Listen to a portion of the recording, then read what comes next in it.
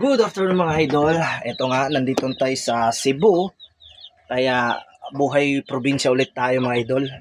Samahan nyo ako dito sa aking buhay probinsya. Kasi iniwan na muna natin yung buhay natin sa Maynila. Kasi may mga kailangan tayong gawin dito. Na ang unang gagawin natin ngayon dahil unang araw natin dito sa Cebu, gagawa tayong kubo mga idol. Samahan nyo ako para manguha tayo ng mga kahoy-kahoy doon sa ano ba, sa may lasang, doon sa may dulo. Tara, let's go. Ito nga yung lugar namin mga idol. Kung makikita nyo, napakalawak ng lugar namin.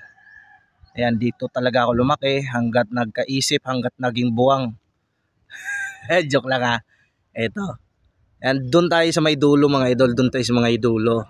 Yan, dito banda, dagat yan banda dito mga idol. Yan, napakalinis ng dagat dito sa Cebu mga idol. Motor nga tayo mga idol.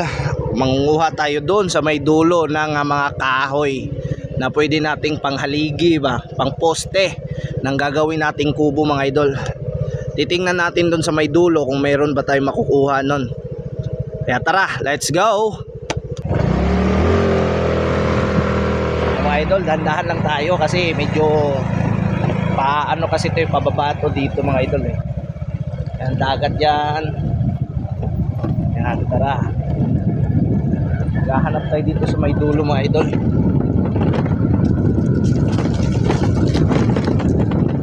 Asa dapit pa na yung mga kahoy. Tara. Dito daw. Pero ituturo ko muna kayo dun sa may pinakadulo nito. Makikita nyo mga ilam nyo mga idol, search nyo na lang Sumilom Island, Blue Water. Yan, dito sa may Oslob, Cebu yan mga idol. Malapit yan dito sa may Butanding mga idol. Kung alam nyo, kung naririnig nyo yung Butanding watching mga idol, dito sa may Tanawan mga idol, dito yan malapit sa amin. Ito, wait lang ha. Makikita nyo yung ano, yung tawag nito, Sumilom Island. Blue Water yan mga idol. Ayan lugar namin mga idol oh. Diba? Pakaganda. Yung barko na yan mga idol, ano yan, biyaheng Mindanao yan. Dapitan yan. Yung barko na yan, dito yan sa may mainit Oslob, Cebu. Yan, napakatarik dito mga idol kaya hindi tayo pwedeng lumapit. Yan. Yan, Sumilom Island yan mga idol. Yan. Ayan, barko papuntang Dapitan. Ito naman kabila nito mga idol, yung islang natatanaw nyo mga idol, yung Siquijor, likod yan, Mindanao na. Tara, manguha muna tayo ng ano, mga kahoy. Kuha tayo ng mga kahoy mga idol. Ay gawin nating haligi ng ano, ng kubo. Gawa tayong kubo. Dala motor dong. Hinahinera ha? Ha? Pangitan ko dyan. Hinahinay. Munga tayo ng kahoy. Hanap tayo ng kahoy.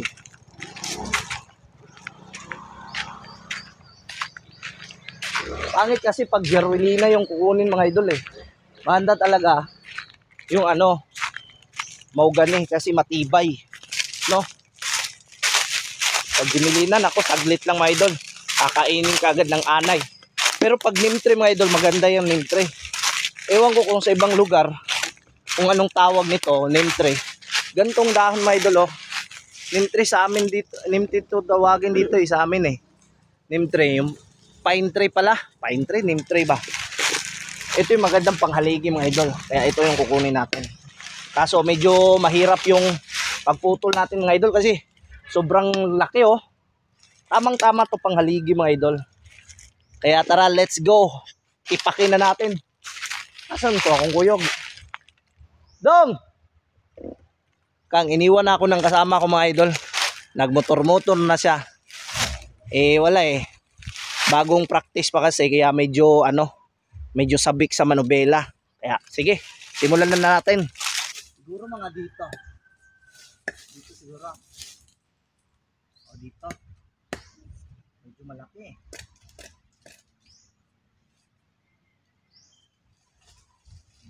Malaki masyado no.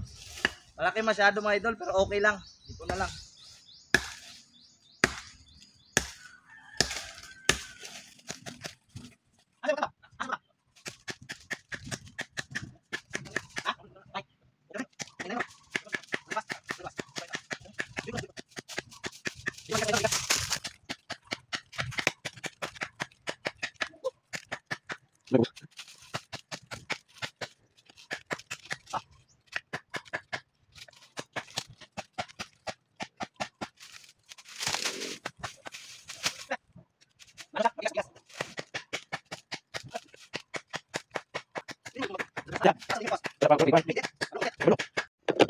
Naputol na natin mga idol.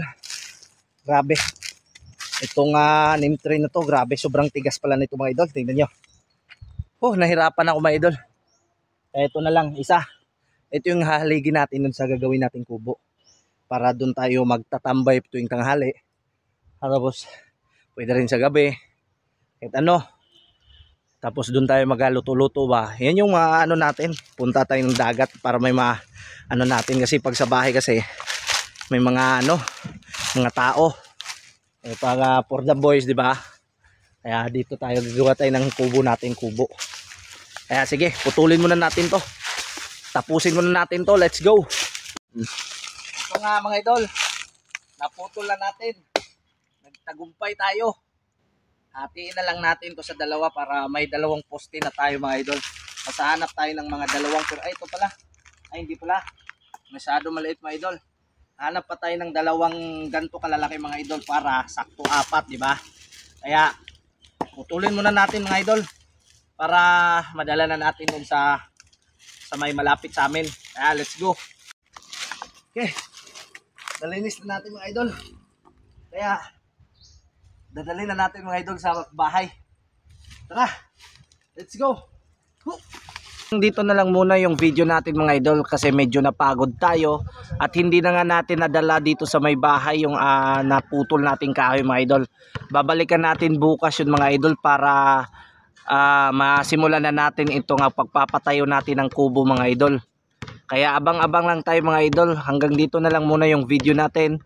Huwag po natin kalimutan paki-subscribe, tapos like, share, and comment sa aking YouTube channel, itong Kadayo Vlog, para sa mga susunod pa natin na mga video. Thank you!